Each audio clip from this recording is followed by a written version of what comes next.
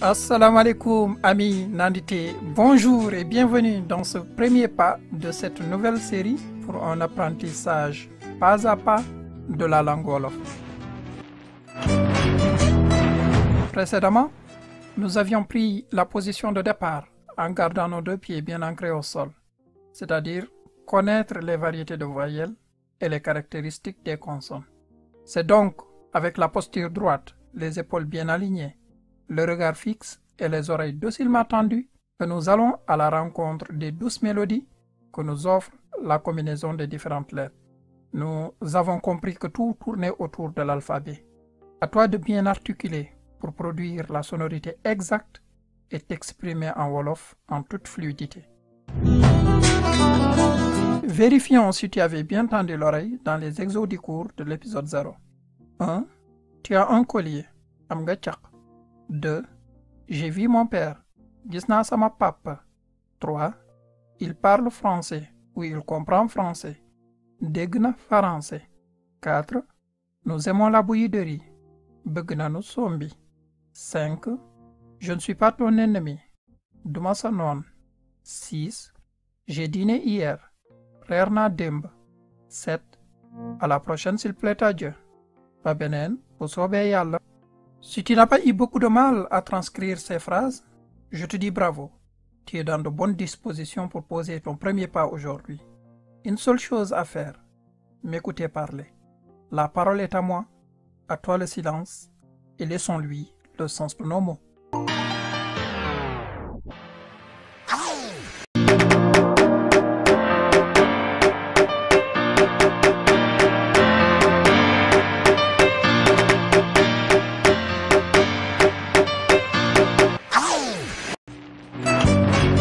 Le propre d'une langue est d'instaurer un échange entre des êtres qui se comprennent. Le fait est qu'il faut savoir à chaque instant repérer qui parle. Aujourd'hui, c'est moi, man, première personne du singulier, qui m'adresse à toi. Maay wax ak yow, yow, deuxième personne du singulier, pour parler de lui. Ci moom, moom, troisième personne du singulier, et de ce que nous tous avons en commun. Ak ci li nun ñëpp bokk. Nun, première personne du pluriel. Votre relation vous deux est belle. Seen diggante yéen ñaar rafet na. Yéen, deuxième personne du pluriel. Ce qui le lie à un autre, c'est eux que cela concerne. Li ko boole ak keneen, ñoom la soxal. Ñoom, troisième personne du pluriel.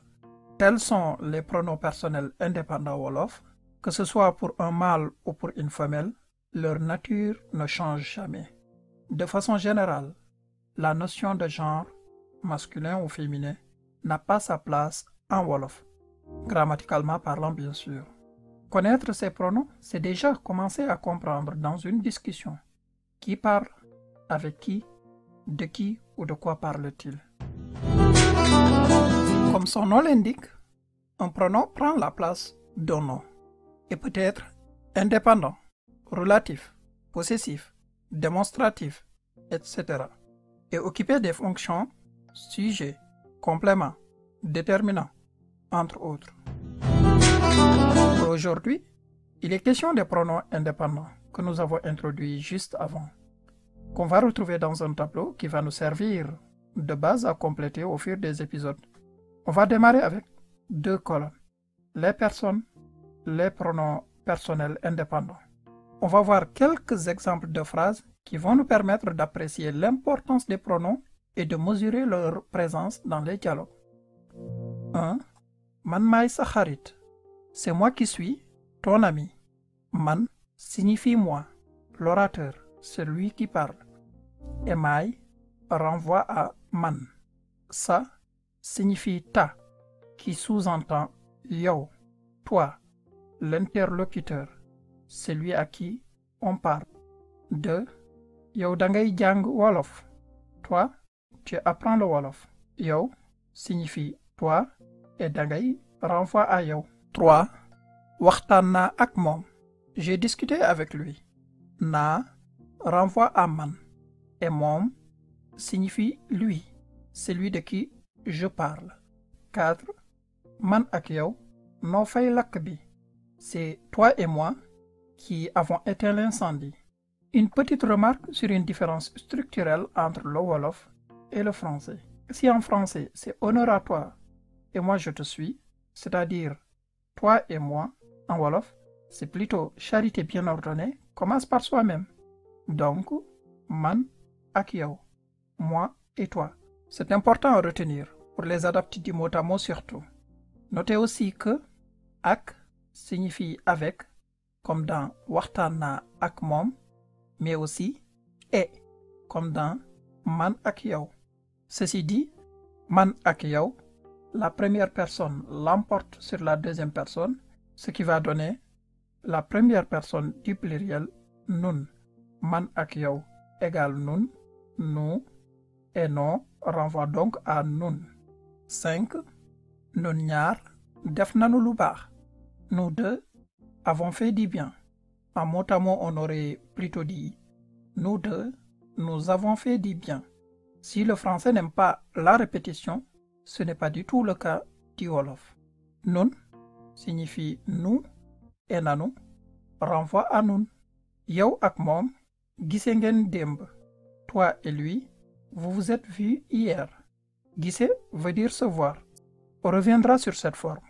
Et pour yow ak moom, la deuxième personne va l'emporter sur la troisième personne, ce qui va donner la deuxième personne du pluriel, yéen. Du coup, yow ak moom égale yéen, et ngeen renvoie à yéen. Moom ak keneen ñoo ma gis. C'est lui et un autre qui m'ont vu. Moom signifie lui, troisième personne du singulier, et keneen, un autre, troisième personne du singulier aussi. Du coup, moom ak keneen donne ñoom, eux, troisième personne du pluriel, et ñoo renvoie donc à ñoom. Ma signifie ici me, renvoie à man, celui qu'ils ont vu, c'est-à-dire moi. Voilà un premier aperçu des pronoms personnels et de leur importance dans une phrase. Il est essentiel d'identifier très vite les personnes qui parlent, celles à qui ou celles dont ils parlent, pour arriver à utiliser les pronoms adaptés dans chaque contexte. Ne vous inquiétez pas, nous allons y aller pas à pas et on commencera dès le prochain épisode.